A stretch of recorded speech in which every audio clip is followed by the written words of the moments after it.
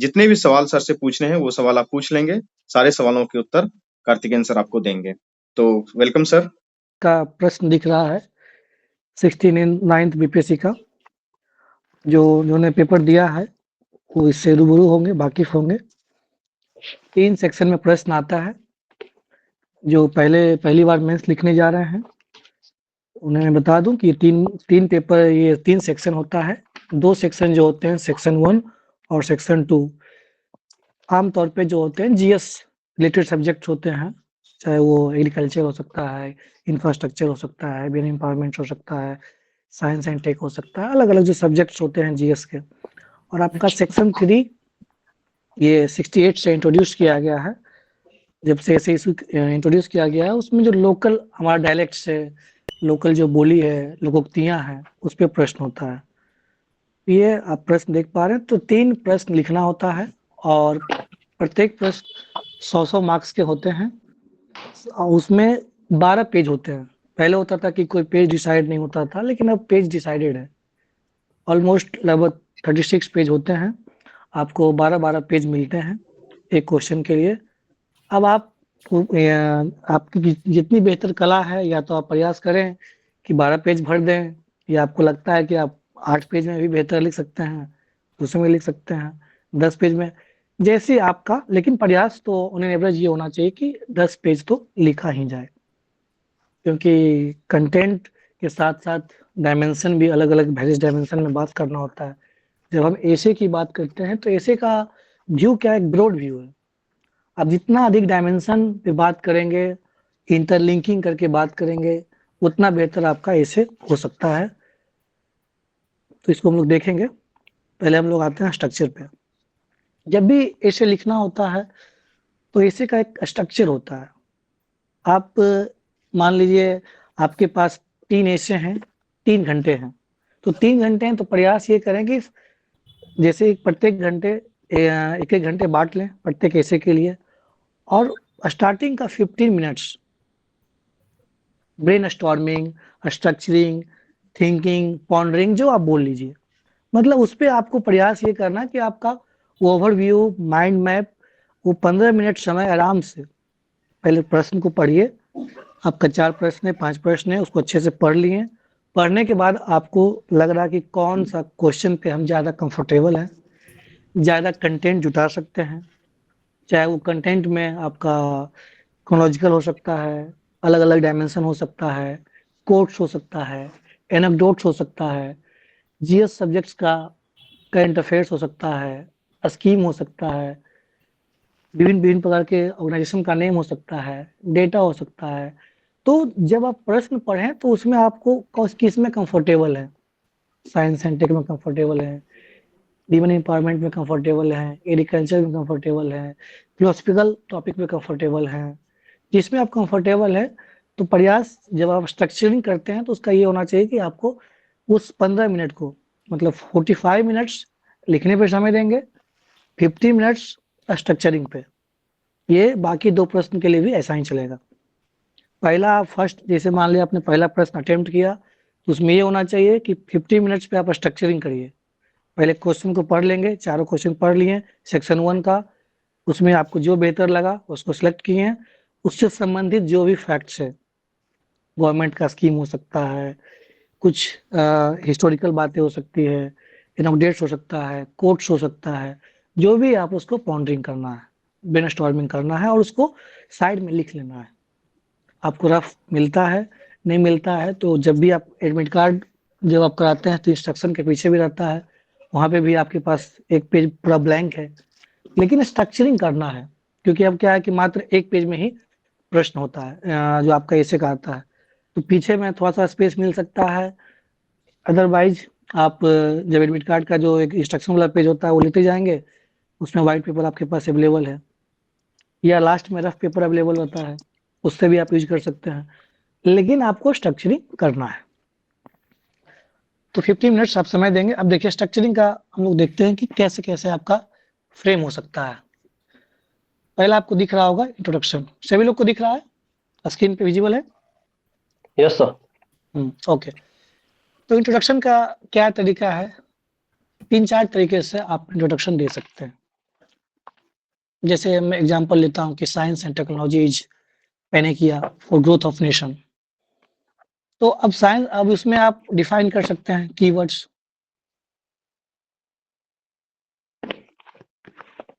आप कीवर्ड्स को डिफाइन कर सकते हैं। साइंस एंड टेक्नोलॉजी क्या है, अभी वर्तमान में इसका क्या औचित्य है, कितना इसका सिग्निफिकेंस है, इसको आप देख सकते हैं, उसको आप लिख सकते हैं। अब ये तो हुआ कि आप जो इन जनरल कीवर्ड्स के माध्यम से आप उसको डिस्क्राइब कर दिए। एक होता है कि आप कोर्स से शुरू करें, साइंस एंड टेक्नोलॉजी से संबंधित कोर्स। लग रहा science and technology is also Mankind, good for Mankind, जो भी हो, किसने कहा था, अल्बर्ट आइंस्टीन का है। तो आप कोर्स उससे संबंधित याद रख सकते हैं, उससे भी शुरुआत कर सकते हैं। एक होता है एनोडेट। एनोडेट में क्या होता है कि जो भी आप एग्जाम्पल, किसी का एग्जाम्पल ले सकते हैं, थॉमस अल्वा एडिसन का 10,000 बार अटेम्प्ट किया, या आइंस्टीन का ले सकते हैं, हमारे सीवी रमन है, रमन इफेक्ट उस समय। तो आपको जैसा एनेक्डोट्स अच्छा लगे, आप एपीजे अब्दुल कलाम का ले सकते हैं कि उन्हें कैसे एक रूरल बैकग्राउंड से उठ करके कहाँ तक पहुंचा और उन्हें साइंस एंड टेक्नोलॉजी में कितना बेहतर काम करके दिखाया और अल्टीमेटली प्रेसिडेंट भी बने। तो ये आपके ऊपर है कि आप कितना बेहतर उसको इंटरलिंक कर पाते हैं।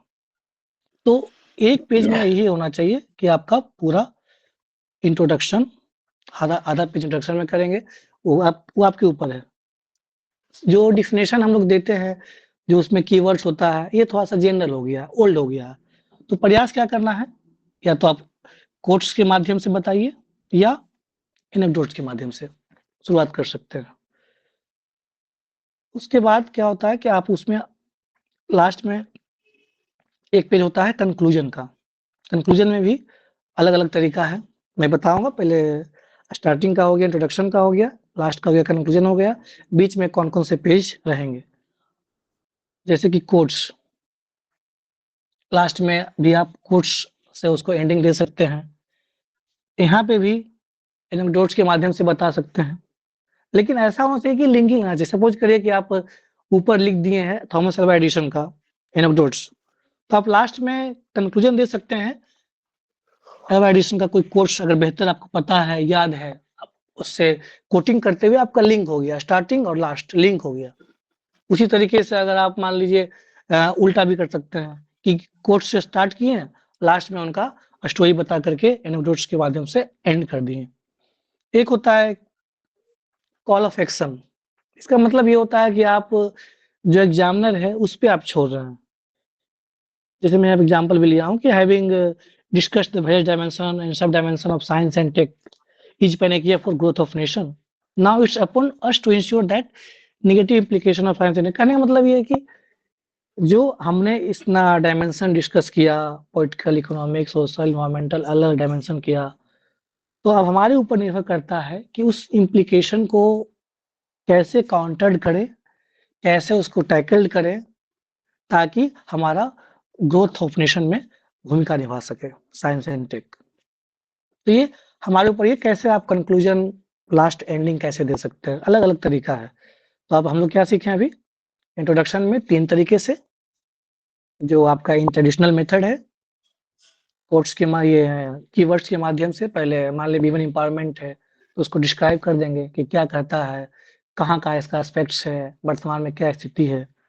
कोट्स के माध्यम से, जैसे बी आर अम्बेडकर साहब कहते हैं, I measure the progress of any community how much the progress of women happened in the society. तो डिपेंड करता है। एनेक्डोट्स का आप स्टोरी बता सकते हैं, मलाला यूसुफजई का बता सकते हैं, मदर टेरेसा का बता सकते हैं। रिसेंटली आपका उधर जो हिमा दास थी, जो असम की धावक थी। तो आप जिसको आप बेहतर, जो आपको दिमाग में आए, जो आप स्ट्रक्चरिंग करेंगे, ब्रेनस्टॉर्मिंग करेंगे, आप उसका आप एग्जांपल ले सकते हैं। तो ये आपका 3 तरीका हो गया, इंट्रोडक्शन का हो गया। लगभग हाफ पेज से ऊपर जा सकता है इंट्रोडक्शन। कंक्लूजन में भी वही तरीका है, आप कोर्स के माध्यम से, एनेक्डोट्स के माध्यम से, या आप एग्जामिनर पे, उस पे भी आप छोड़ सकते हैं कि हम लोग कैसे टैकल कर सकते हैं। तो ये आपका तरीका हो गया। यहाँ तक समझ में आया? किसी को कोई प्रॉब्लम है? हम लोग इंट्रोडक्शन कैसे देंगे, कंक्लूजन कैसे करेंगे, यहाँ तक के लिए कुछ डाउट है, पूछिए। आकाश सिंह। सर सर अगर अगर जैसे कुछ भी नहीं आ रहा है तो कुछ हाइपोथेटिकल स्टोरी वगैरह बना सकते हैं। ओके ठीक है। देखिए ये हाइपोथेटिकल स्टोरी कितना भी होगा तो वो मतलब ठीक है, बट अगर आप सपोज करिए कि वो वाकिफ नहीं होगा, जो एग्जामिनर है, रीडर वाकिफ नहीं होगा, तो उसको समझने में स्ट्रेस लगेगा, है ना? तो आप उसको स्ट्रेस क्यों देना चाह रहे हैं? अगर एकदम बिल्कुल ब्लैंक है तो फिर ठीक है, लेकिन प्रयास करना है कि आप गो थ्रू होइए ना, इतने सारे एग्जाम्पल्स है, इतने सारे पर्सनालिटीज हैं, क्यों? तो फिर प्रयास ये करना है कि अगर आप पढ़ के जाते हैं, गो थ्रू होके जाते हैं, तो एग्जामिनर को कम से कम स्ट्रेस लगे आपकी कॉपी को चेक करने में और उसको मजा आए, ना कि उसको समझने में दिमाग लगाना पड़े। तो ये प्रयास होना चाहिए। अब वो आप कैसे अब मान लीजिए आपका हाइपोथेटिकल स्टोरी हो लेकिन उसको समझने में इजी हो, है ना? चलिए और नेक्स्ट क्वेश्चन। क्लियर है आकाश? हाँ क्लियर है, कंटिन्यू कीजिए yes sir. Sir, yes sir. ठीक, चलिए आगे बढ़ते हैं। सर कोट्स कहाँ से लाएंगे? कोर्स हम लोग देंगे, बताएंगे, और भी बहुत सारा कोर्स भी है हमारे पास, उसको याद रखना टॉपिक होगा। हिस्ट्री से स्टार्ट कर सकते हैं क्या? टॉपिक कि हिस्ट्री से स्टार्ट कर सकते हैं क्या? मतलब जो इसी का टॉपिक हो उसके हिस्ट्री से। कर सकते हैं। आप हिस्टोरिकल उसका आप बता सकते हैं कि एंशिएंट में स्थिति क्या थी, उसका मेडिवल में क्या स्थिति थी, मॉडर्न में क्या स्थिति थी, पोस्ट इंडिपेंडेंस क्या स्थिति है, आफ्टर ग्लोबलाइजेशन क्या स्थिति है। लेकिन इन शॉर्ट, क्योंकि उसका नाम है इंट्रोडक्शन, तो वो इंट्रोडक्शन ही होना चाहिए। ओके ठीक है, कंटिन्यू। देखिए मैं ऑन एन एवरेज बता रहा हूँ कि 10 पेज आप लिख सकते हैं। जैसे देखिए आप यहाँ पे मैंने जिक्र किया है कि पहला पेज क्या हो सकता है, इंट्रोडक्शन का हो सकता है। जैसे हमने बताया कीवर्ड्स के माध्यम से, कोट्स के माध्यम से, एनोडोट्स के माध्यम से हिस्टोरिकल पर्सपेक्टिव भी आप दे सकते हैं।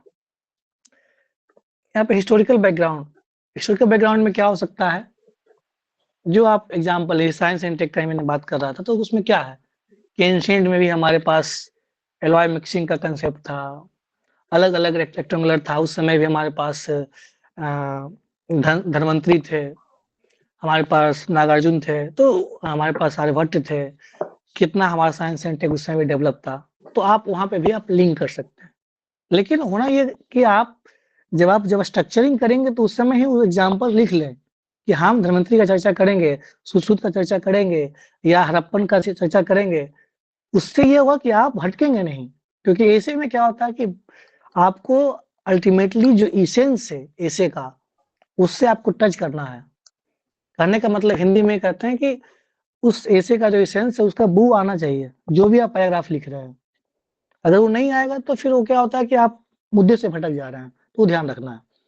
उसके बाद हम लोग बात करते हैं ओवरव्यू का। ओवरव्यू क्या होता है कि हम लोग कौन-कौन डायमेंशन पे बात करने जा रहे हैं। जैसे हम लोग एग्जांपल लिए, now let us discuss the topic in various dimensions starting with sociological dimension. अलग-अलग डायमेंशन होते हैं, उस पे हम लोग चर्चा करेंगे बहुत।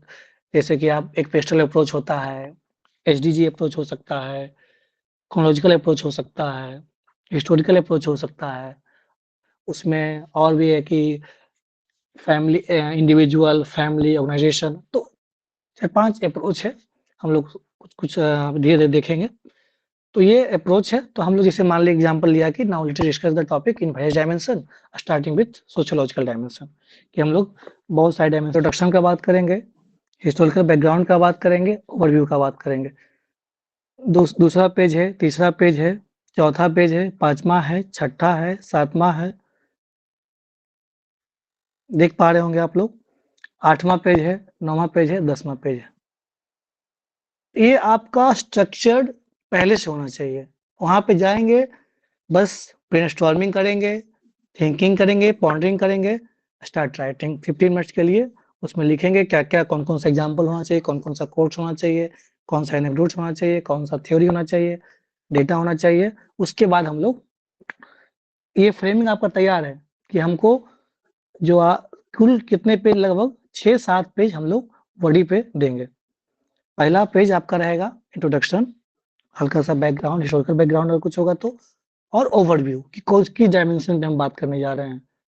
क्रोनोलॉजिकल अप्रोच पे बात करेंगे, टेक्सटुअल अप्रोच पे बात करेंगे, या फैमिली, इंडिविजुअल, ऑर्गेनाइजेशन उस पे बात करेंगे। आपके ऊपर है, एसडीजी अप्रोच पे बात करेंगे। जैसा टॉपिक है उस हिसाब से हम मूव करेंगे। और ये बाकी आपका डायमेंशन है, अलग-अलग डायमेंशन है। देखिए, अब मान लीजिए जैसे कि इसमें मैं देखता हूँ जैसे कि पहला आपका डायमेंशन सोशियोलॉजिकल, इसमें भी बहुत सारे वेरियस डायमेंशन है। जब सोसाइटी की बात करते हैं तो बहुत सारे डायमेंशन जैसे चाइल्ड, वीमेन, यूथ, ट्रांसजेंडर्स, आपका ओल्ड एज्ड, ये सारा केस में आ रहा है, सोसाइटी में आ रहा है। ये हमारी सोसाइटी में ही एग्जिस्ट करते हैं। तो टॉपिक कैसा है उस हिसाब से हम लिंक करेंगे। पॉलिटिकल में है, और भी बहुत सारे उसमें डायमेंशन हो सकते हैं। कौन-कौन से जैसे पॉलिटिकल में मान लिया आपका बेसिक स्ट्रक्चर का बात हो सकता है, लीगल का बात हो सकता है, गवर्नमेंट की पॉलिसी की बात हो सकती है। आप कितना अधिक थिंक कर पाते हैं। उसी तरह से देखिए मान लीजिए इकोनॉमी की बात है, इकोनॉमी में क्या-क्या बात हो सकता है। एम्प्लॉयमेंट का बात हो सकता है, यूथ के लिए सबसे बड़ा चैलेंज है एम्प्लॉयमेंट। एग्रीकल्चर पे बात हो सकता है, इंफ्रास्ट्रक्चर पे बात हो सकता है। वर्तमान में भी आत्मनिर्भर भारत का कांसेप्ट है, एएनबीए, उस पे आप बात कर सकते हैं। आप कितना बेहतर तरीके से लिंक कर पाते हैं, कैसा ऐसे है, टॉपिक है, उस पे डिपेंड करता है। टेक्नोलॉजिकल है, टेक्नोलॉजी में भी in the era of 5G, 6G, AI, chat GPT, word AI, Google AI, बहुत सारा चीज़ है। आप कैसे लिंक करेंगे? अब टेक्नोलॉजी में अभी पहले हम लोग सुपर कंप्यूटर तक बात करते थे, अब क्वांटम कंप्यूटर भी आ गया। तो उसको कैसे लिंक किया जाए? लेकिन जब टेक्नोलॉजी की बात होती है, टेक्नोलॉजी के साथ-साथ हमारे पास एनवायरमेंटल है, एथिकल एस्पेक्ट्स भी है। एथिकल एस्पेक्ट्स क्या होता है कि जो भी हम लोग टेक्नोलॉजी मान लें एआई है, तो वो ह्यूमन काइंड को भी ह्यूमन काइंड सेंट्रिक होना चाहिए, ह्यूमन सेंट्रिक होना चाहिए, प्रॉफिट सेंट्रिक नहीं होना चाहिए, जिस तरह से आज वर्ल्ड वाइड मूव कर रहा है। तो उसको आपको कनेक्टर बनाना है, इंटरकनेक्ट कैसे करते हैं, अलग-अलग डायमेंशन में। अब टेक्नोलॉजी में बात करेंगे तो एक पैराग्राफ हम बात कर दिए, मान लीजिए कि एआई का बात कर दिए। एक पैराग्राफ हम बात कर सकते हैं कि अभी जो रोबोटिक सिस्टम है, जैसे आपका मैनहोल्स में जो घुसता है, या स्कैवेंजिंग करने के लिए जो रोबोट्स का यूज़ किया जाता है। स्कैवेंजिंग मतलब समझते हैं ना आप लोग? मैनुअल एक्सपेंजिंग। हाँ। मैनहोल में जो भी या आपका रोबोट सिस्टम से हो जाए, तो टेक्नोलॉजी में उसमें आप ज़िक्र कर सकते हैं। एनवायरमेंटल में अलग-अलग डायमेंशन में बात कर सकते हैं, जैसे कि आपका सस्टेनेबल डेवलपमेंट में आप चर्चा कर सकते हैं, सीओपी का आप चर्चा कर सकते हैं, यूएनसीबीडी का, कि अभी किस स्थिति में, किस परिस्थिति में अभी देश अभी COP29 हुआ था रिसेंटली। अभी आप देख पा रहे होंगे न्यूज़ कैलिफोर्निया का, वाकिफ़ है कि नहीं इस न्यूज़ कैलिफोर्निया वाला? Yes sir. हाँ। सर इसके लिए तो एनवायरमेंटल में बात न्यूज़पेपर कर वगैरह सकते हैं आप। न्यूज़पेपर वगैरह पढ़ना पड़ेगा सर। तो न्यूज़पेपर का बात मैंने कब नहीं किया है, जब मेंटरशिप क्लास होती है या मैं बताता हूँ कि मेंस की तैयारी, तो न्यूज़पेपर तो आपको रेगुलरली पढ़ना है, वो तो बाइबल है एक एस्पायरेंट्स का। अगर आप न्यूज़पेपर नहीं पढ़ते हैं, that means somewhere you are not justice with you are not doing justice, इसलिए तो पढ़ना ही है। आपको डेली कम से कम एक आर्टिकल्स डेली पढ़ना चाहिए। लीगल है, अलग-अलग एस्पेक्ट्स। लीगल में क्या, जैसे NALSA, free justice for all the unprivileged class, अभी मिल रहा है, सबको मिल रहा है नालसा के माध्यम से, उसका आप ज़िक्र कर सकते हैं। अभी हमारा जो राइट टू आर्टिकल 21 है, उसका एस्पेक्ट्स बढ़ चुका है। तो उसमें क्या है कि right to live, right to, अब क्या है कि एनवायरनमेंट भी हमारा स्वच्छ होना चाहिए, क्लीन एनवायरनमेंट होना चाहिए। राइट टू स्लीप का भी कंसेप्ट आ गया, अभी तो राइट टू रिकॉल का भी कंसेप्ट आने वाला है। तो राइट टू रिपेयर का कंसेप्ट है, बहुत चीज़ उसका एक्सपेंशन हुआ है। तो लीगल अप्रोच भी आप देख सकते, लेकिन उसमें ये होना है कि आपको मुद्दा से नहीं भटकना है। जितना मैं डायमेंशन पे बात कर रहा हूँ, इसके लिए आपको पढ़ना पड़ता है। जब तक आप पढ़ेंगे नहीं, आप इतना नहीं कर पाएँगे। उसके लिए क्या है, कैसे सोचना है मैं ये भी बताऊँगा, क्या पढ़ना चाहिए ये भी बताऊँगा, लेकिन कम से कम एटलीस्ट न्यूज़पेपर तो ज़रूर पढ़ें। उससे क्या होता है कि आपको हर एक डायमेंशन न्यूज़पेपर में क्या होता है, देखिए 14-15 पेज का न्यूज़पेपर होता है, लेकिन उसमें थोड़ा सा नेशनल भी होता है न्यूज, इंटरनेशनल न्यूज भी होता है, स्पोर्ट्स भी होता है, आपका आईआर भी होता है, उधर आपका स्टेट जो प्रदेश का है उसका भी होता है, थोड़ा सा स्पिरिचुअल भी होता है। तो दायरा बढ़ाना पड़ता है, बढ़ाइएगा, क्योंकि ये ऐसे का मकसद ये है कि आपका डायमेंशन जो है जितना अधिक अच्छा होगा उतना बेहतर आप ऐसे लिख पाएंगे। ऐसे क्या है, एक शॉर्ट फॉर्म है नोवेल का,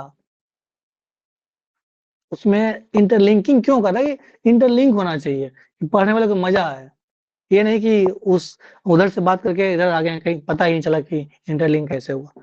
ठीक है, तो देखिए कहने का मतलब क्या हुआ कि आपका मान ली सोशियोलॉजिकल में 3 डायमेंशन दिए, फिर पॉलिटिकल में 3 डायमेंशन दिए, इकोनॉमी में 3 डायमेंशन दिए, टेक्नोलॉजिकल में 3 डायमेंशन। अगर 6 पेज 7 पेज आप लिख रहे हैं तो 6 into 3 7 into 3 21 सब डायमेंशन पे आप चर्चा कर लिए। मान लिए उनको एक डायमेंशन अच्छा नहीं लगा, 2 डायमेंशन अच्छा नहीं लगा, कुछ तो अच्छा लगेगा, 7 में 5 तो अच्छा लगेगा, 4 तो अच्छा लगेगा, 4 तिया 12 डायमेंशन हो जाता है सब डायमेंशन।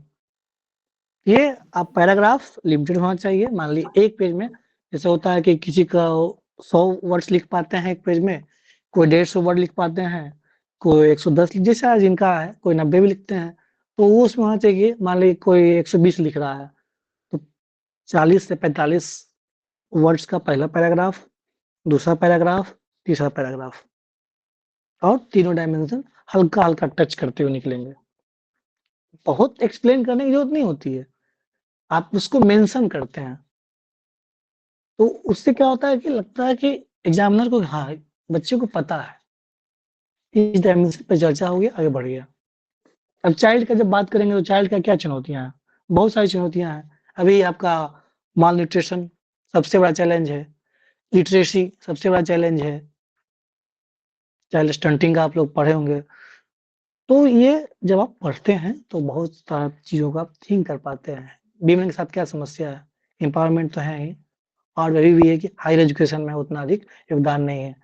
गवर्नमेंट का स्कीम था स्टेम, जानते हैं स्टेम? बताइए कोई स्टेम क्या है? महिलाओं के लिए जी क्या सर, बताइए, साइंस उसको एक्सप्लेन करिए। टेक्नोलॉजी महिलाओं को science technology engineering and mathematics. Mathematics. हाँ, गुड। तो साइंस, टेक्नोलॉजी, इंजीनियरिंग, मैथमेटिक्स, तो ये स्कीम आप बस लिख दिए ना। Governments are trying to emphasise या फोस्टरिंग स्टेम, बस ब्रैकेट में साइंस, टेक्नोलॉजी, इंजीनियरिंग, मैथमेटिक्स, आप थोड़ा सा अलग हो गए। तो ये चीज प्रगति स्कीम है, बहुत सारा स्कीम है। तो आप जब लिख रहे हैं तो उसमें लिखने के साथ साथ थोड़ा सा फैक्ट्स डालेंगे, फिगर डालेंगे, संस्था का नाम डालेंगे। आप देखिए आगे बढ़ते हैं, यहाँ तक समझ में आ रहा है कि कैसे आप इंटरलिंक करेंगे। ये आपका वर्डी हो गया, 6-7 पेज वर्डी का रहेगा।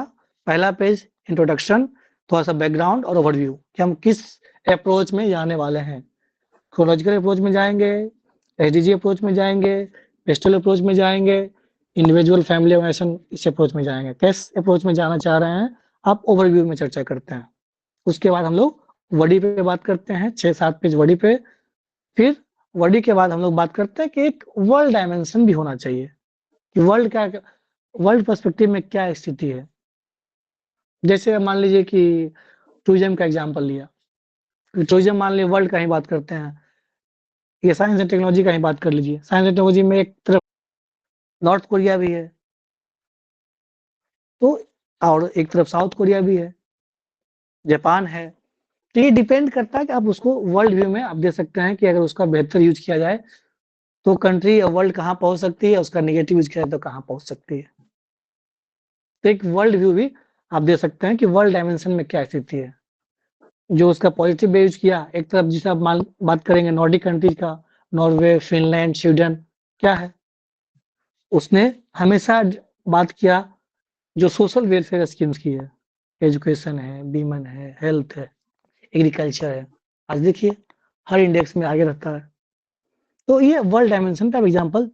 टूरिज्म का बात करते हैं, टूरिज्म में क्या है, आज मॉरिशस जैसा छोटा कंट्री, सिंगापुर, थाईलैंड, मलेशिया, ये एकदम छोटा कंट्री है, मालदीव, लेकिन आज इसका आज भी टूरिज्म में एक अलग इम्पैक्ट है, अपने आप को डेवलप किया, इंडिया भी डेवलप कर रहा है। उसमें एग्जाम्पल ले सकते हैं लक्षद्वीप का या नॉर्थ ईस्ट का भी ले सकते हैं कि उसमें अब उसमें भी हम लोग भी एक्सप्लोर कर रहे हैं, अपने आप को ग्रूम कर रहे हैं। तो वो वर्ल्ड व्यू में आप बता सकते हैं कि मैंने बताया कि एग्जाम्पल की टूरिज्म कैसे अलग अलग कंट्री में, तो वो वर्ल्ड डायमेंशन हो सकता है। उसके बाद उसमें निगेटिव कुछ अगर इम्प्लीकेशन है उसको देते हुए साथ में आप उसका सॉल्यूशन और लास्ट में कंक्लूजन। ये पेज है आपका, जैसे वर्ल्ड डायमेंशन के साथ कुछ अगर लग रहा है कि साइंस एंड टेक्नोलॉजी मैंने किया तो होता है, लेकिन इसके साथ साथ ह्यूमन काइंड के लिए खतरा भी है, डेंजर भी है। कैसे डेंजर है उसमें आप कुछ बता सकते हैं, जो आप एआई का एग्जांपल ले सकते हैं, क्या हमारे ऊपर इम्पैक्ट कर रहा है। Brain rot, do you know brain rot? याद है कि भूल गए? ब्रेन रॉट का नाम सुना है किसी ने? हाँ सर, क्या होता है जैसे ब्रेन रॉट? ज्यादा रील्स स्क्रॉल करते हैं सोशल हम मीडिया इंस्टाग्राम वगैरह पे, ज्यादा यूज करना। हाँ तो उसके लिए ब्रेन उसको रॉट शब्द यूज अच्छा किया ठीक गया है, ये है। हिंदी वाले बताइए उसका हिंदी में क्या बोलते हैं? मतलब एक तरह से सोचने की क्षमता कम हो नहीं नहीं, जाना। हिंदी वाला बताइए, उसका अर्थ ये लिखते क्या है वही उसको वर्ड हिंदी? ही है, वही वर्ड है शायद हिंदी में भी। नहीं वो तो नहीं नहीं, वो तो लिख देते हैं, अलग चीज है, फेमस हो सर गया इसलिए। तार्किक उस चिंतन का ह्रास। नहीं नहीं, उसको लिखते हैं मन सरांध। ठीक है, मन का, दिमाग का सरांध सड़ गया है, ब्रेन रॉट। परफेक्ट हिंदी है। अब यही है आपको वर्ड्स कितना बेहतर काम करते हैं। पेपर जब पढ़ते हैं तो आप जब लिखेंगे, एक लिखेगा एक लिखेंगे, मन शांत, दोनों में अंतर है ना? आप उसका एक्सप्लेन कर रहे हैं एग्जैक्ट अर्थ क्या है, हिंदी मीडियम वाले। आप सर बाकी हिंदी ब्रैकेट का में आप कौन लिख सा दीजिए सटीक पेपर रहेगा सर? उस पर। हिंदी के सभी पेपर देखिए, आप दैनिक जागरण भी पढ़ सकते हैं, नेशनल एडिशन, और दैनिक भास्कर भी पढ़ सकते हैं। ठीक है, तो ये आपका देखिए, मैं बताया कि वर्ल्ड डायमेंशन पे भी चर्चा कर सकते हैं। 9th पेज में आप कुछ उसका इम्प्लीकेशन है, कुछ लिमिटेशन है, कुछ चैलेंजेज है, उसका लिख सकते हैं।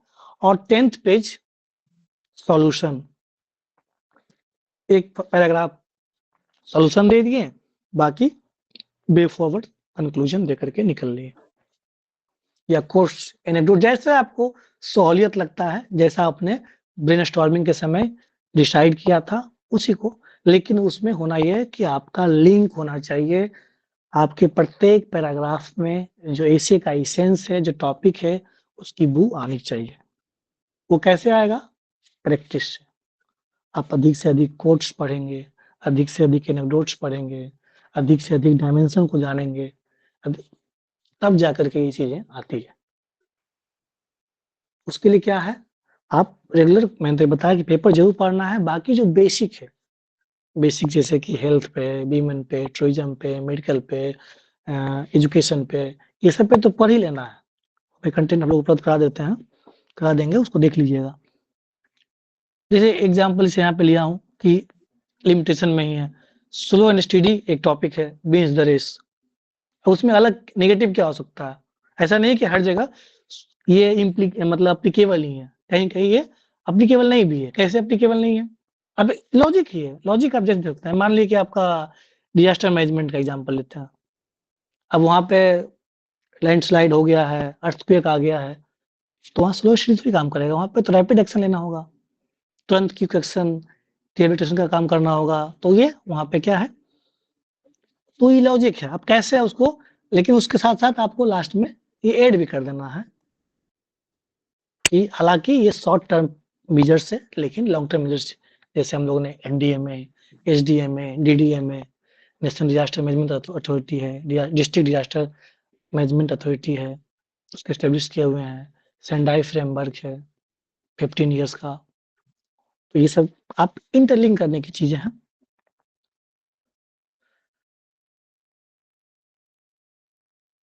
यहाँ तक समझ में आया कैसे कैसे कौन कौन पेज? मैं एग्जांपल, कैसे के एग्जांपल लूंगा, उसको बताऊंगा।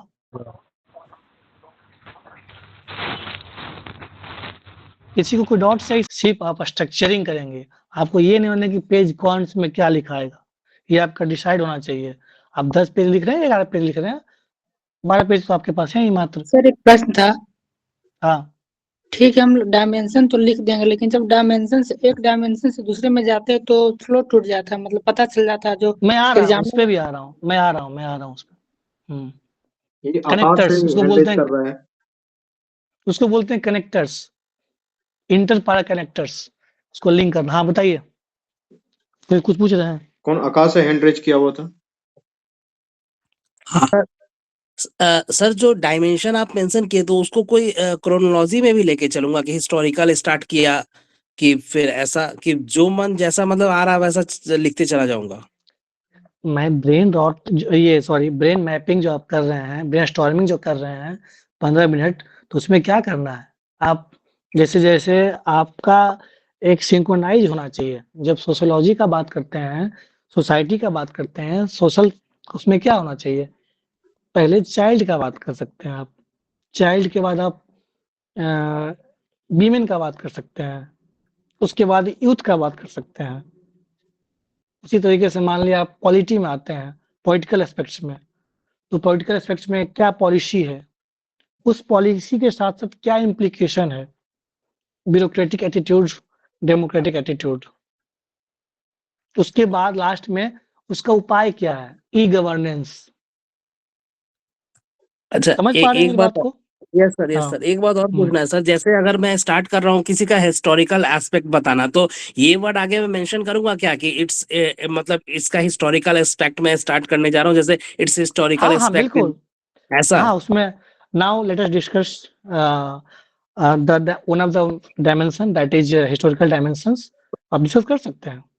ओके आप सर। हैव अच्छा सर, डिस्कस्ड, हाँ उसमें हम सर अभी बात करेंगे कनेक्टर्स। बताइए। Okay sir. सर पारा चेंज करने का भी कोई रूल है? जैसे अगर मैं सेमी डायमेंशन से अगर दो चीज उठा रहा हूँ, अगर करंट का ही कुछ उठा रहा हूँ, तो सर वहां पे पारा चेंज करूंगा? सर मतलब जैसे आप हिस्टोरिकल सोसाइटी में सर ही बात कर रहे हिस्टोरिकल हैं? से ही नहीं सर, हाँ हाँ हिस्टोरिकल से ही जैसे मेरे पास अगर दो एग्जांपल है अच्छा अच्छा, तो पारा चेंज हाँ। करूंगा पैराग्राफ? नहीं जैसे, हाँ नहीं, आप अगर आपको लग रहा है कि उसी में एडजस्ट हो जा रहा है या मैच कर रहा है तो वहीं पे आप लिख देंगे, चेंज करने की जरूरत नहीं है। लेकिन ये दिखना चाहिए कि जैसे कि मैं यही बता रहा हूँ कि जब उसमें दिखना चाहिए कि आप एक पेज में लिख रहे हैं तो प्रयास करें कि वेरियस डायमेंशन टच हो। सोसाइटी पे ही और भी डायमेंशन है, मैंने बताया अभी कि सिर्फ चाइल्ड वीमेन यूथ ही नहीं है, आपके पास ट्रांसजेंडर भी है, आपके पास ओल्ड ऑर्फन भी है, ओल्ड एज पीपल भी है। तो लेकिन वो 3 डायमेंशन कौन ज्यादा लिंक कर रहा है आपके जो क्वेश्चन है उससे, उस पे आप बात करेंगे।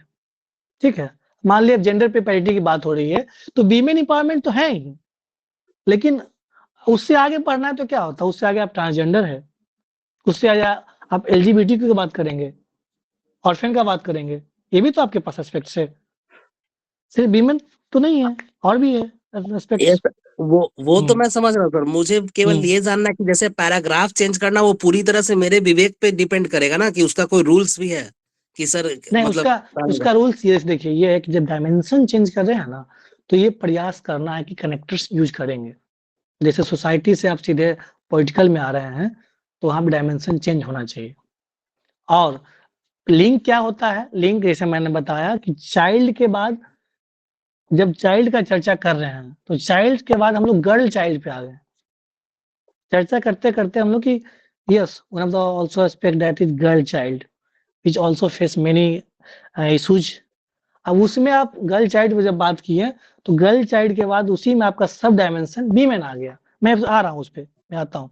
पहले इसमें बताइए, इसमें किसी को दिक्कत है, किसी को कंफ्यूजन सर है, ये जो 10 पेज चर्चा किया है? सर हाँ बताइए। सर कोटेशन डालने के लिए दूसरे पेन का यूज कर सकते हैं क्या? जैसे ब्लू पेन से लिख रहे हैं तो ब्लैक पेन का?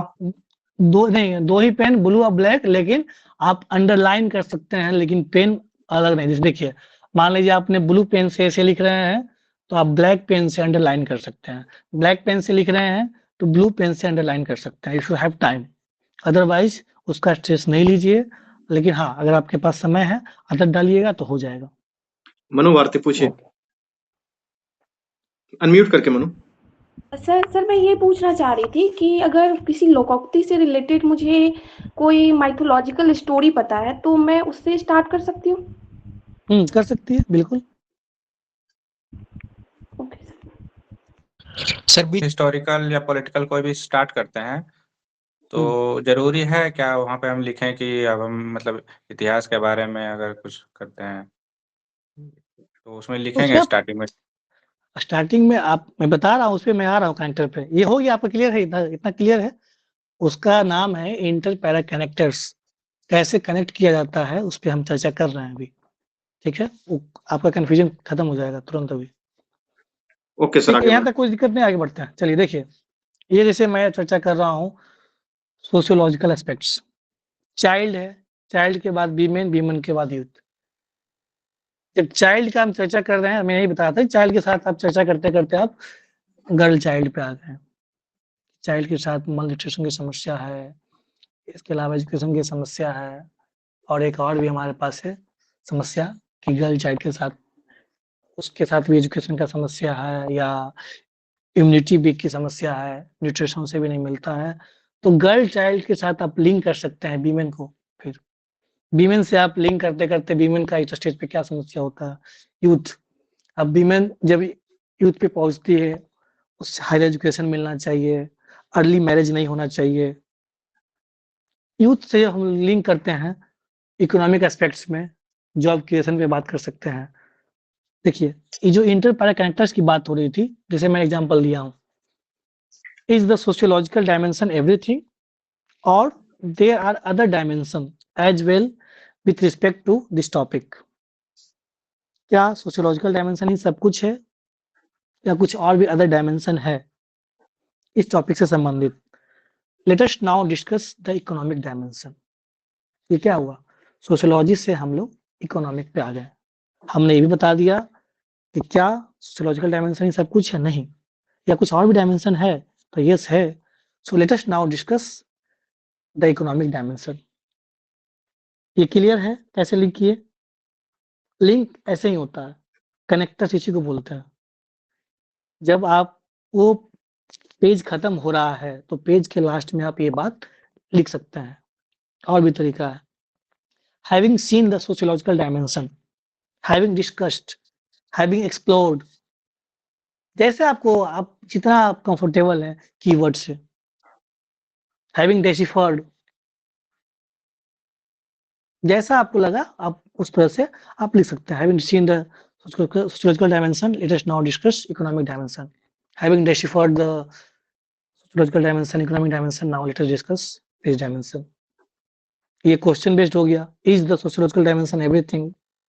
आप अलग अलग टच कर सकते हैं इंटरकनेक्टर्स। क्लियर है? देखिए,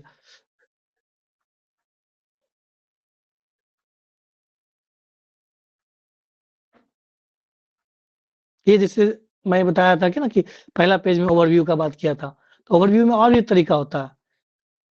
late us now discuss the topic with respect to socio political economic dimension, starting with sociological dimension.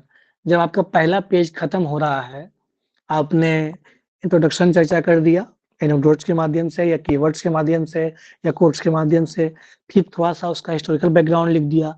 उसके बाद अब जब ओवरव्यू पे आ रहे हैं कि हम किस तरीके से, कौन सा अप्रोच हम फॉलो करने जा रहे हैं इस एसे में, SDG approach, chronological approach, PESTEL approach, ये कौन सा अप्रोच, ये आपके ऊपर है। Let us now discuss the topic with respect to socio political economic dimension. आइए हम लोग डिस्कस करते हैं सोशियो पॉलिटिकल डायमेंशन पे, starting with sociological, starting with. लेकिन सामान्यतः क्या होना चाहिए कि पहले सोसाइटी है, सोसाइटी के बाद इकोनॉमी है, तब पॉलिटी है ना। पहले सोसाइटी एग्जिस्ट करेगी, सोसाइटी को क्या चाहिए, पैसा चाहिए सर्वाइव होने के लिए। जब पैसा आएगा तभी तो रूल और लॉ और इम्प्लीकेशन। तो देखिए इसमें भी कैसे अरेंज हो रहा है, जब आप पहले सोसाइटी लिखेंगे, उसके बाद लिखेंगे इकोनॉमी, उसके बाद लिखेंगे पॉलिटिकल, उसके बाद लिखेंगे आप टेक्नोलॉजिकल। टेक्नोलॉजिकल जैसे ही लिखें उसमें इम्प्लीकेशन आएगा इन्वायरमेंटल का। जब टेक्नोलॉजी हो रहा है तो स्वाभाविक सी बातें हैं, जहाँ साइंस और टेक्निकल की बात हुई तो वहाँ पे इन्वायरमेंट को डिग्रेड किया ही जाएगा, तभी टेक्नोलॉजी डेवलप होता है। तो वहाँ पे आप इन्वायरमेंटल बात कर सकते हैं।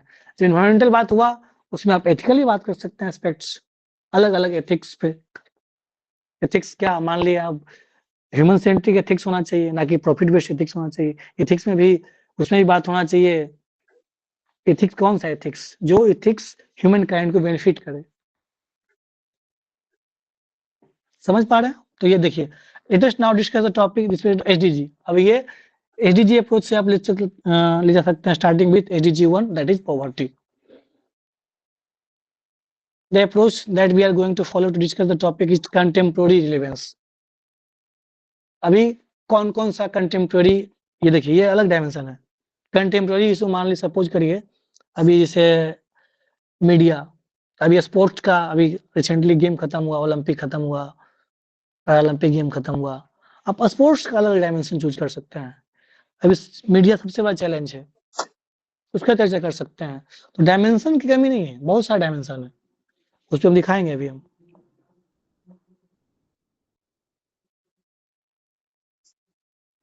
ये तो मैंने बताया था कि कंक्लूजन कैसे लिखा जाता है, कि व्हेन यू प्रोवाइड जी, इसमें क्या करना है कि जहाँ पे आप जो आप लिखते हैं 7 पेज 8 पेज 6 पेज उसका जिस्ट दे सकते हैं, ये ट्रेडिशनल मेथड। अगर आपने 9th पेज पे एंटी व्यू लिखा है, उसका इम्प्लीकेशन लिखा है, चैलेंजेस लिखा है, तो आप 10th पेज पे पहला पारा में आप दे सकते हैं, पहला पैरा में उसका सॉल्यूशन, लास्ट में 2 पारा में कंक्लूजन, उसके साथ कुछ अगर स्कीम्स वगैरह है तो डाल सकते हैं। और एक और तरीका है कि कोट के माध्यम से, एनाडोट के माध्यम से, संस्कृत का कोट हो सकता है। एक अलग अप्रोच है ऑस्ट्रिच अप्रोच, मतलब ये बहुत सारे अप्रोच है, मैं दिखाऊंगा अभी। तो अप्रोच में जैसे कि अप्रोच होता है ऑस्ट्रिच अप्रोच, बहुत सारे अप्रोच है उसमें। ऑस्ट्रिच का क्या होता है, ये इसके साथ क्या होता है कि ये जहाँ रहता है सैंड में, जब उसके पास मतलब ज्यादा हवा आ गया, स्टॉर्म आ गया, तो अपने आप को सैंड के अंदर कर लेती है ताकि वो चुनौतियों को झेल सके, अपने आप को बचा सके। हैविंग डिस्कस, देखिए पढ़िए क्या लिखा हुआ, having discuss the various facets of this topic in sociological dimension and others, seeing the world view limitation, now it is upon us whether we want to act like on a stitch and dig our head in sand। अब हमारे ऊपर निर्भर करता है कि हम ostrich की तरह बिहेव करते हैं और अपने हेड को सैंड में डिग कर देते हैं। Believe that problem doesn't exist, या तो सीधे हम लोग इग्नोर कर दें प्रॉब्लम को, या we face the problem, we counter the problem, we resolve the problem, ये हमारे ऊपर है। तो ये आपका ऑस्ट्रिच अप्रोच है, ये थोड़ा सा मॉडर्न है। बाकी तो जो चला आ रहा है उसका जिस्ट लिख दीजिए, या जिस्ट के साथ साथ आप कोट के माध्यम से कर दिए जिक्र, या सॉल्यूशन सजेशन के माध्यम से जिक्र कर दिए, ये एक अलग अप्रोच है। उसमें बहुत सारे अप्रोच है। मैराथन अप्रोच, उसमें क्या है कि भले ही वो लंबे दूरी तक दौड़ना होता है, लेकिन कंटिन्यू, पैसेंस, परजर्वेंस, परसिस्टेंस उसमें चाहिए, वो मैराथन अप्रोच हो गया। आप कैसे एंडिंग करना चाहते हैं ये आपके ऊपर है। और भी अप्रोच होता है जैसे आइसबर्ग अप्रोच, उसमें होता है क्या है, आप जब आइसबर्ग का एग्जांपल लेंगे उसमें क्या है कि आपका एक छोटा सा ही पोर्शन ऊपर दिखता है, बाकी सारा 90% जल के अंदर होता है, अंडर वाटर होता है। लेकिन ये क्या शो करता है, सक्सेस या challenge often remain hidden from the मतलब कर सकते हैं कि व्यू से, कि जो हम लोग देख नहीं पा रहे हैं, लेकिन उसके लिए क्या जरूरत होता है कि सक्सेस कब मिलता है, जब उसमें पैसेंस चाहिए, परजर्वेंस चाहिए, एक लंबा स्ट्रगल चाहिए, तब जाकर के वो सक्सेस में कन्वर्ट होता है। That is called iceberg approach. Marathon approach मैंने बताया, ऑस्ट्रिच अप्रोच, बहुत सारे अप्रोच है, इसको आप रख सकते हैं ध्यान में कि आप कंक्लूजन थोड़ा सा अलग है, यूनिक है। समझ में आ रहा है बात? देखिए एक अप्रोच और भी है, आपके पास 10 5 3 3 15th या वो या 4 12 क्वेश्चन होते हैं। 12 क्वेश्चन में आप तो 3 क्वेश्चन लिखते हैं, बाकी 9 क्वेश्चन तो आपके पास 9 कोट्स या आप 9 थीम तो वैसे ही पड़ा रहता है क्वेश्चन में। उस 9 थीम में भी अपना ऐसे में इंट्रोड्यूस कर सकते हैं, उसको यूज कर सकते हैं। मेरा बात समझे ये वाला? आपके क्वेश्चन पेपर में 12 प्रश्न होते हैं। 12 प्रश्न में आपने 3 प्रश्न लिखना होता है, बाकी 9 थीम 9 कोट्स उसको आप अपने आंसर में यूज कर सकते हैं। अगर आप उतना you have that presence of mind, you have that calibre to connect, then you can. ठीक है, तो ये अलग अलग डायमेंशन ये कब होता है, लेकिन देखिए ये सब क्या है, श्रृंगार है। ये कब, ये फैब्रिकेशन ये कब होगा, ऑर्नामेंटेशन, जब आपके पास पहला बेसिक चीज कंटेंट। कंटेंट का मतलब हुआ कि various dimensions, various facts, various organisational names, various schemes, आपका अलग अलग कोड्स। वो जब तक आप, वो कब होगा, जब आप अधिक पढ़ेंगे, देखेंगे, सीखेंगे। जो मैंने बताया कि अलग अलग टॉपिक पे पढ़ना है, अलग अलग, जैसे मान लिया आप जीएस जो पढ़ते हैं, वही जीएस का ही यूज है, लेकिन उसको ऑर्नामेंटेशन के साथ लिखना होता है, यहाँ लिंकिंग के साथ लिखना होता है। जैसे एक क्वेश्चन है, visionary decisions happens at the intersection of logic and intuition. ये एक कोट्स ये आया था, यूपीएससी का प्रश्न है ये। इसमें आप एग्जाम्पल दे सकते हैं, एनेक्डोट्स। MS धोनी का, जो क्रिकेट देखते हैं उनको अच्छे से वाकिफ है, युवराज सिंह से पहले MS धोनी आया था बैटिंग करने के लिए। तो ये डिसीजंस जो MS धोनी का था, not only based on intuition, his intuition, but also on logic, because he knew how to play well with spin balls. तो ये आपके ये लॉजिक है, कैसे आप उसको कनेक्ट कर पाए। प्रश्न क्या था, visionary decisions happens at the intersection of logic and intuition. Intuition तो होता ही है, साथ साथ उसमें लॉजिक भी हो, ताकि वो एग्जीक्यूट कर जाए। तो एग्जाम्पल है, कैसे उतना आप सोच पाते हैं, वो जब आप प्रैक्टिस करेंगे तो हो जाएगा, बड़ा चीज नहीं है, प्रैक्टिस चाहिए। आपके पास कंटेंट है तो प्रैक्टिस होगा, हो जाएगा। ये भी क्वेश्चन है, time to repair the roof when the sun is shining. बिल्कुल, जब सन चमक रहा हो, जब धूप हो, तभी रिपेयर करने का ना, कि जब बारिश होगा तब थोड़ी आप छत रिपेयर कर सकते हैं। अलग अलग अप्रोच है, individual, family, organisation, society, national, international, sustainable development. अब मान लीजिए इंडिविजुअल की बात करते हैं, उसमें क्या, फैमिली में क्या हो सकता है, बहुत तरह की चुनौतियां हो सकता है। अब ये यहाँ पे जो बात हो रहा है कि टाइम टू रिपेयर में, अब वो चुनौतियां दिखाना होगा, कौन कौन सा चैलेंजेज है, कौन कौन सा इम्प्लीकेशन है, एक व्यक्ति के साथ क्या क्या भी समस्या हो सकता है, जो यूथ है उसके साथ क्या समस्या हो सकता है, अनएम्प्लॉयमेंट का समस्या हो सकता है, मेंटल हेल्थ का समस्या हो सकता है, डिप्रेशन की समस्या हो सकती है। फैमिली है, क्या उसकी फैमिली लाइफ बैलेंस चल रही है कि नहीं चल रही है, प्रोफेशनल और पर्सनल बैलेंस है कि नहीं है, उसको कैसे काउंटर कर रहा है, कैसे उससे ओवरकम हो रहा है। अब उसको आप अपने एग्जाम्पल से जस्टिफाई करते हुए आगे निकल सकते हैं। ऑर्गेनाइजेशनल बेस्ड, किसी ऑर्गेनाइजेशन में अगर प्रोफेशनल एथिक्स हो, होलिस्टिक एटीट्यूड हो, उसके साथ ऑर्गेनाइजेशनल एथिक्स हो, तो स्वाभाविक सी बात है कि ऑर्गेनाइजेशन ज़्यादा डेवलप करेगा। जेंडर पैरिटी हो, सोसाइटी में वही चीज़ है, सोसाइटी में अगर डिस्क्रिमिनेशन नहीं होता है, सबके लिए समान है, इक्वल पे और इक्वल पे है, इक्वल लॉ है सबके लिए, सोसाइटी डेवलप करेगा। तो ये डिपेंड करता है कि उसमें ये प्रश्न है, time to repair the roof when the sun is shining. अब उसमें आप कितना तरीके से सोच सकते हैं, ये आपके ऊपर है। लेकिन वो मैं बताया जो स्ट्रक्चर्ड कि पैरा मान ली पेज 1, तो उसमें प्रयास करना है कि कम से कम 3 डायमेंशन आए। तो 6 पेज या 7 पेज लिख रहे हैं तो 21 डायमेंशन, 18 डायमेंशन को हम कवर कर पाए। बहुत ज्यादा नहीं लिखना होता, लेकिन शॉर्ट लिखिए, लेकिन टच करना है, उससे संबंधित जो भी आपको याद है, जब आप ब्रेनस्टॉर्मिंग करेंगे तो आ जाएगा। समझ में आ रहा है? यहाँ तक क्लियर है? यहाँ तक क्लियर है कि नहीं? कुछ पूछना है बताइए।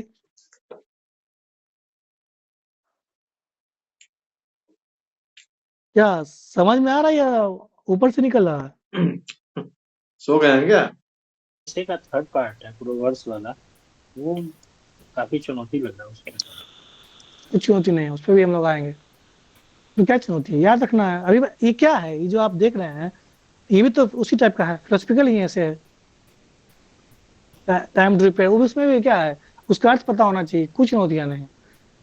When you have the meaning, अब मीनिंग कैसे आएगा, आप 10th क्लास में, 8th क्लास में, 6th क्लास में हिंदी पढ़ते थे, हिंदी में होता था मुहावरा लिखना होता था, मुहावरा का विशेष अर्थ होता है, पर्यायवाची शब्द होता था, याद है, कहीं पढ़े हैं ना? मुहावरा कैसे याद होता था बताइए?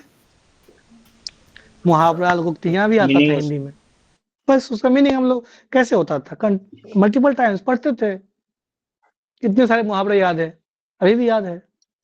बस वही चीजें यहाँ लोकोक्तियां हैं, उसको जब पढ़ेंगे हम लोग पीडीएफ उपलब्ध करा देंगे, बहुत सारे पीडीएफ है, उसका कंटेंट है, उसको पढ़ लेना है। जब पढ़ेंगे तो जो लोकल डायलेक्ट्स है, लोकल लैंग्वेज है, लोकल शब्द है, उससे आप वाकिफ हो जाएंगे, आपका मतलब स्वतः वो समस्या खत्म हो जाएगा। मीनिंग क्या कहना चाह रहा है ये देखिए अप्रोच। अब अप्रोच में देखिए ये तो बाकी है ही, पॉलिटिकल, इकोनॉमिक, सोशल, टेक्नोलॉजिकल, इसके अलावा और बहुत सारे अप्रोच हैं, administrative approach, psychological approach, sports, ethical, cultural, historical, educational, health, security, agriculture, international, media. अब देखिए सोसाइटी का बात की है, child, women, youth, farmers, health, education, poverty, hunger, old age people, orphan, transgender. Economic में आएंगे, जॉब क्रिएशन, जेंडर पे parity, inclusive growth, technological innovation, sustainable development, commerce without morality. देखिए अब ये अगर मान सपोज करिए कि आप इस डायमेंशन को चूज कर रहे हैं, कॉमर्स विदाउट मॉरलिटी, ठीक है सपोज, तो आप इसके बाद जो अगला डायमेंशन है, having discussed with economical aspects, now it is discussed with ethical dimension। क्या आपने चर्चा किया है कॉमर्स में, उसमें आप बात कर सकते हैं, वहां से मॉरलिटी से एथिक्स में घुस गए। ये आपके ऊपर है कि कैसे उसको इंटरकनेक्ट करते हैं।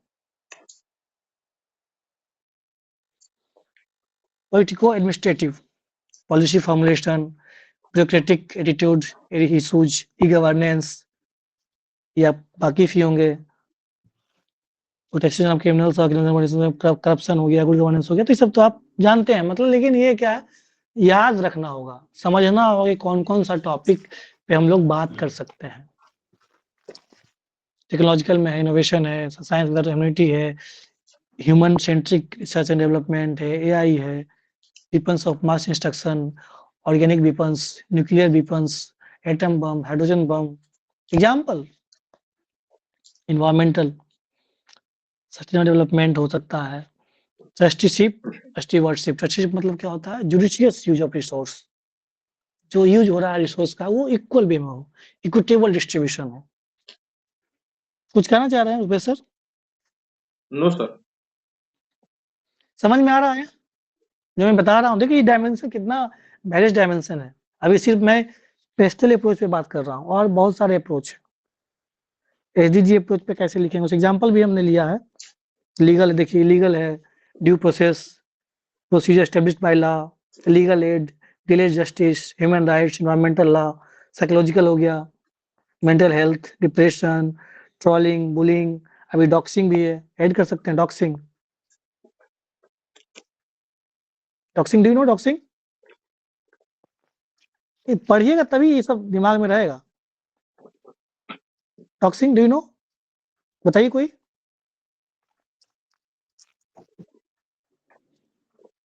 नहीं याद है, कोई कुछ बोल ही नहीं रहा। Blank. Without his permission, without her permission, आप उसका जो पर्सनल वीडियोज है या जो भी उनके पर्सनल या प्रोफेशनल लाइफ है उसका वीडियो आप सोशल मीडिया पे डिस्क्लोज कर दिए, that is called doxing. Trolling, bullying तो सुना ही होगा आपने। ये लिख देंगे, आपका आधा नंबर बढ़ जाएगा। ये कब होगा? आप जब पढ़ते रहेंगे कंटिन्यू। हिस्टोरिकल, बात किया है ancient, medieval, modern, world, post इनमेंस, कंटेम्पोरेरी। ये एग्जांपल लिया है, dream which should not let India sleep. अलग अलग डायमेंशन है, कैसे हम इसको चर्चा कर सकते हैं। चाइल्ड का वेलफेयर का बात करेंगे, उसके बाद गर्ल चाइल्ड का बात करेंगे, फिर यूथ में एग्जाम्पल के साथ जो आप लिख रहे हैं उसमें एग्जाम्पल होना चाहिए, गवर्नमेंट का स्कीम होना चाहिए।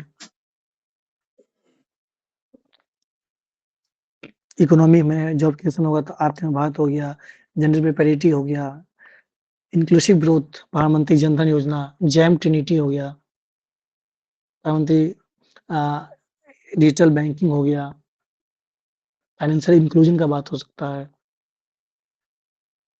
पॉलिटिकल में पॉलिसी फॉर्मुलेशन, जीएसटी का आपने नाम सुना ही है, जीएसटी नेटवर्क, ब्यूरोक्रेटिक, अभी जो ई गवर्नेंस से हम लोग बात कर रहे हैं, आई गॉट पोर्टल है, कैपेसिटी बिल्डिंग की बात होती है, डीबीटी है, आधार है, अपार आईडी है, बहुत ई गवर्नेंस पे कितना तरीके से काम हो रहा है, स्वयं पोर्टल है, टेक्निकल इनोवेशन। तो ये एग्जाम्पल है कि ड्रीम कौन कौन सा ड्रीम हो सकता है। आज ऐसा लग रहा है कि आप लोग थक गए हैं, तो इसको अगले क्लास में किया जाएगा। ये एग्जाम्पल है, मैं एग्जाम्पल के ऐसे है, ये क्वेश्चन है, इसको कैसे लिंक किया गया है इसको मैं चर्चा करता, लेकिन लग नहीं रहा है कि आप लोग थक चुके हैं। कैसे इसको इंटरलिंक करना है, क्या एग्जाम्पल हो सकता है, जस्टिस रिफॉर्म्स का बात होना चाहिए। स्पोर्ट्स, देखिए कुछ लोग बात करते हैं कैसे लिखेंगे, अब मैंने स्पोर्ट्स की बात की है, तो स्पोर्ट्स में मान लीजिए कोई लिख देगा पहले कि टैलेंट को रिकॉग्नाइज करेंगे, नहीं, पहले आपके पास इंफ्रास्ट्रक्चर होना चाहिए, उसके बाद ही ना आप रिकॉग्नाइज करेंगे टैलेंट को, तभी तो वास्टिंग फ्लैग होगा अलग अलग गेम्स में, ओलंपिक्स में या एशियन में या कॉमनवेल्थ में। उसका कौन कौन सा स्कीम है, खेलो इंडिया है, टॉप्स है, स्पोर्ट्स यूनिवर्सिटी है, स्पोर्ट्स एकेडमी है, बहुत सारी चीज़ है। जोग्राफिकल में है, जोग्राफिकल में क्या बात होगा, पहला नंबर कनेक्ट करेंगे, कनेक्ट करने का क्या, भारत माला, सागर माला, गोल्डन क्वाड्रिलेटरल है। रिसोर्स का यूटिलाइजेशन सभी के लिए इक्वल होना चाहिए, इसी को हम लोग बोलते हैं रीजनल बैलेंस, रीजनलिज्म को इनकाउंटर करने के लिए। सिक्योरिटी में क्या, देखिए पहले कोई लिख देगा एक्सटर्नल, नहीं, पहले इंटरनल, अगर इंटरनल होगा तो ऑटोमेटिक एक्सटर्नल सही हो जाएगा, इंटरनल सही रहेगा तभी तो आप एक्सटर्नल को ध्यान दे पाएंगे। अब इंटरनल चैलेंजेस से आप जूझ रहे हैं तो आप एक्सटर्नल बाउंड्री पे कहाँ आप सही कर पाएंगे, लाइक पाकिस्तान तो खुद अपनी जूझते रहता है, बांग्लादेश, तो इंटरनल सिक्योरिटी पहले काम करना होगा, उसके बाद हम लोग बॉर्डर मैनेजमेंट, जैसे एक स्कीम है CIBMS, comprehensive integrated border management system, India Bangladesh border पे लगा हुआ है। एक्सटर्नल सिक्योरिटी भी आ सकता है, बिल्कुल आ सकता है। Health, child, women, youth, transgender सब लिखेंगे। Psychological, mental health, depression, NCRB के अकॉर्डिंग सुसाइड भी बढ़ते जा रहा है, जो अभी रिसेंटली आप देखे होंगे पटना ब्लॉक, मान लिया ऐसे लिख रहे हैं बिहार, कुछ बिहार का भी न्यूज आप लिंक कर सकते हैं, रिसेंटली क्या हुआ, तो वो आपके ऊपर है। एथिकल में करप्शन, ब्यूरोक्रेसी में किस तक है, उसको कैसे अब इनकाउंटर किया जा रहा है, कैपेसिटी बिल्डिंग के माध्यम से। हाईकोर्ट पोर्टल जो है या उसको एथिकल ट्रेनिंग देना चाहिए, वर्कशॉप होना चाहिए रेगुलर बेसिस पे, वैल्यू एजुकेशन सिस्टम उसको पढ़ाया जाना चाहिए।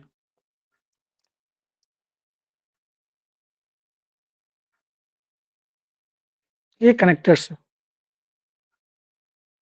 हम बात कर रहे थे। Having explored the sociological dimension, expanding our perspective to the political dimensions reveals, आप कितना बेहतर तरीके से उसको लिख सकते हैं वो आपके ऊपर है, लेकिन कुछ कुछ ध्यान रखना है। Having discussed and explored, after delving into the sociological impacts, it is also crucial to examine the political ramification.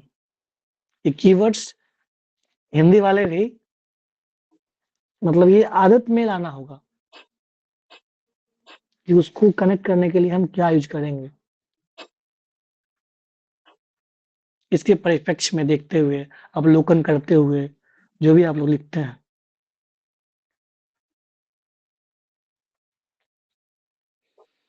Rupesh sir, क्या क्लियर है आप हाँ लोग सर, का?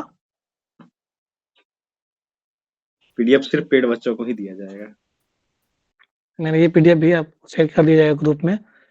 हेल्थ केयर है, वुमेन एम्पावरमेंट है, सोशल कल्चरल डाइवर्सिटी है, सोशल मीडिया है, टूरिज्म है, एजुकेशन है, कल्चर है, क्लाइमेट चेंज है। ये सब पढ़िएगा तो दिमाग काम करेगा कि हाँ कैसे सोचना है। कोट्स भी लिखा हुआ है, देख पा रहे हैं आप लोग? जी बिल्कुल। Yes sir. ये देखिए संस्कृत का कोट्स है, क्रक्स निकाल सकते हैं। हिंदी मीडियम में भी शेयर कर देंगे। हिंदी मीडियम भी है, दोनों है। Thank you. इंडिया का अचीवमेंट क्या है, क्या चैलेंजेज है, कितना कौन-कौन सा स्टेप लिया गया है, कॉन्स्टिट्यूशनल लेजिस्लेशन, इंद्रधनुष, बहुत सारा स्टेप है। अभी क्या स्थिति है, देखिए वुमेन एम्पावरमेंट पे है, कोफी अन्नान का है, no better tool of empowerment than. अब कोट्स हमेशा छोटा, क्योंकि वो याद रहेगा और अच्छा होता है एग्जामिनर के लिए भी, पढ़ने में मजा आता है उसको। लंबा रहेगा उतना पढ़े ध्यान नहीं देगा। आपको भी you educate a man, educate a man, you educate a woman, educate a generation, Brigham Young. कितना अच्छा कोर्स है।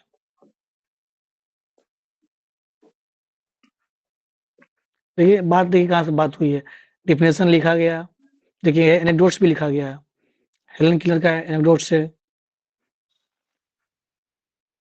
तो जब पढ़ेंगे तभी आप बोलेंगे, लिख पाएंगे। अलग-अलग डायमेंशन में चर्चा किया गया, डायमेंशन सोशो कल्चरल है, इंडिविजुअल है, फैमिली है, इम्प्लीमेंटेशन लॉ पे है, क्या चुनौतियाँ हैं। मीडिया पे बात किया गया है। सोशियो कल्चरल में देखिए, क्या आप मान लीजिए कहीं आपको ऐसा आ गया, टूरिज्म वाला बात हो गया, डाइवर्सिटी वाला बात हो गया, आप लिख सकते हैं, highest result of education is tolerance. कितना बेहतर कोर्स है Helen killer. We have different religions, different language, different color skin, but we all belong to the one human race. Kofi Annan, General Secretary of United Nations.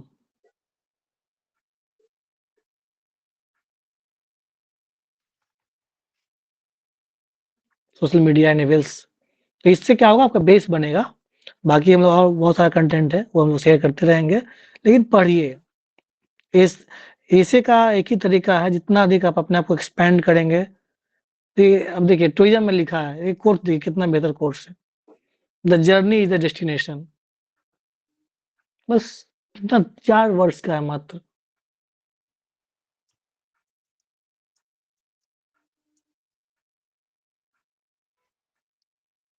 अलग-अलग tourism है, rural tourism है, adventure है, medical है, heritage है, luxury है, eco है, फिर medical भी होगा, मेडिकल, हाँ मेडिकल है ये। बहुत तरह का सस्टेनेबल टूरिज्म भी है। कल्चरल टूरिज्म तो है ही, बहुत सारे टूरिज्म का। Education, primary education, middle education, higher education, women का एजुकेशन, अलग-अलग गवर्नमेंट की पॉलिसी जो आई है।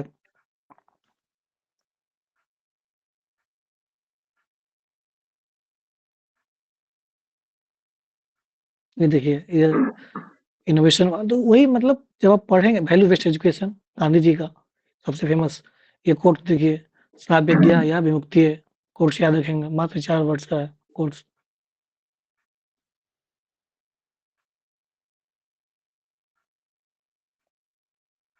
ये एग्रीकल्चर पे है, ये देखिए, ये तो आप जानते ही हैं, जय जवान जय विज्ञान जय किसान।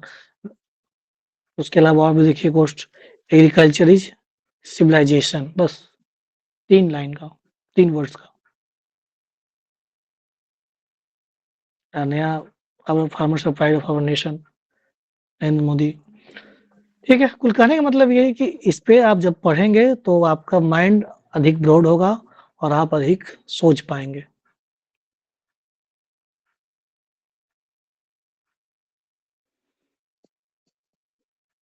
तो बताइए कैसा लगा क्लास?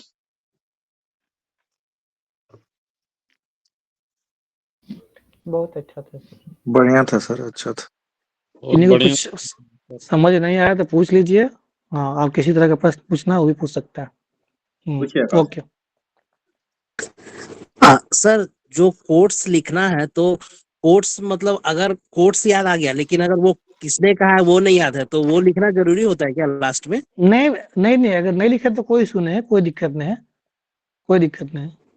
अच्छा एक चीज और पूछना है, अगर जैसे कोट मानिए 2 लाइन का है उसमें से मतलब एकदम एग्जैक्टली सेम वैसा ही होना चाहिए या फिर कुछ अगर खुद से चेंज कर रहे हैं अगर वो सेंटेंस बन पा रहा है तो वो कर सकते हैं ना? हाँ कर सकते हैं, जैसे इसेंस दिखना चाहिए, इसेंस आ जाना चाहिए। Okay okay sir. बिल्कुल, आप नहीं याद आ लेकिन रहा प्रयास नाम ना, करना है कि नाम जो है याद रखेंगे तो ज्यादा ऑर्नामेंटेशन होगा, अच्छा लगेगा। ठीक है। Yes sir. देखिए अगर नाम नहीं याद आ रहा तो आप एक चीज कर सकते हैं, जैसा कि किसी महान व्यक्ति ने कहा था, बात खत्म हो गई। जैसे किसी विद्वान ने कहा था, बात निकल जाइए आगे। किसी फिलोसफर ने कहा था, किसी इतिहासकार ने कहा था। मंजीत पूछिए। सर जैसे इंग्लिश मीडियम में लिख रहे हैं तो जैसे बीच में कोई श्लोक या कुछ उससे रिलेटेड लिखना हो तो वो मतलब जैसे संस्कृत में लिख सकते हैं या उसको भी मतलब नहीं इंग्लिश में सर, कन्वर्ट इंग्लिश में ही लिखाएगा, तमसो, तो TAMSO, तमसो ऐसे लिखाएगा। ओके स्क्रिप्ट रोमन रहेगा लेकिन लिखाएगा वो देवनागरी में। Okay thank you. तो पूरा पढ़ने का शेड्यूल आपको कल जो है कि मिल जाएगा। PDF धीरे-धीरे ऑटोमेटिक रूप से अपडेट होते रहेगा। आपको किसी भी तरीके के परेशान होने की कोई आवश्यकता बिल्कुल भी नहीं है कि जब भी आप कॉपी सबमिट करें अपने PDF में अपना नाम जरूर लिख लें। ऊपर में कॉपी के ऊपर अपना सबसे पहले लिखा है ISPCC इंस्टीट्यूट, उसके बाद अपना नाम लिख लें। ये बहुत मैंडेटरी है और आप लोग जो PDF सबमिट कर रहे हैं उसमें कुछ पेज हॉरिजॉन्टल हो जा रहा है, कुछ वर्टिकल हो जा रहा है। कृपया नहीं, एक हॉरिजॉन्टल ये वर्टिकल फॉर्म में ही रखें। हर पेज पे पेज नंबर पहले से लिख दें ताकि अगर इधर-उधर हो भी जाता तो हम लोग देख पाएँ। अदरवाइज पता नहीं चलता है तो फिर वो चेक होने में बहुत परेशानी हो रही है। तो 3 चीजें, पहला अपना PDF में नाम और किस सब्जेक्ट का है वो, जैसे कि डिजास्टर मैनेजमेंट है या फिर क्या कहते हैं साइंस एंड टेक्नोलॉजी है, जो भी है उसमें थोड़ा-सा टॉपिक लिख देंगे तो अच्छा लगेगा। एटलीस्ट नाम जरूर रहना चाहिए। कॉपी पे आपका नाम रहना चाहिए। पेज नंबर हर पेज पे लिखा हुआ ही होना चाहिए। PDF को अरेंज करें तो ठीक से 1 number, 2 number, 3 number, 4 number page को ठीक से आप अरेंज करके पहले देख लें अच्छे से, उसके बाद सेंड करें। कोई पेज हॉरिजॉन्टल, कोई पेज वर्टिकल ना हो, सारा पेज वर्टिकल अच्छे से PDF बना हुआ हो। PDF का फोटो खींचें तो अच्छे से लाइट में खींचें, हाथ हिलना नहीं चाहिए खींचने वक्त, नहीं तो धुंधला हो जाता है, पढ़ने में नहीं आता है, तो अच्छे से वो फिर चेक नहीं हो पाएगा आपका। तो इन सब चीजों का ध्यान रखेंगे तो आपको भी आसानी होगी और हमें भी आसानी होगी। धन्यवाद।